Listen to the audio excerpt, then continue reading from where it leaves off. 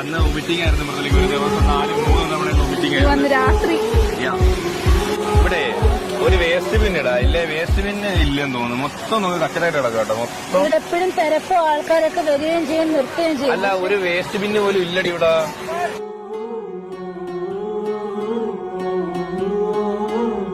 Guys, നമ്മുടെ Munnar road അറിയാലോ guys, വീതി ഭയങ്കര കുറവാണ് കേട്ടോ. പക്ഷെ അതുകൊണ്ട് ഇപ്പൊ സൈഡിൽ ഫുള്ള് വീതി കൂട്ടലിന്റെ പണികൾ ഇങ്ങനെ തകൃതി നടന്നുകൊണ്ടിരിക്കുകയാണ്.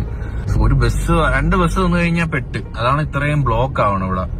റോഡിന് ഭയങ്കര വീതി കുറവാണ്.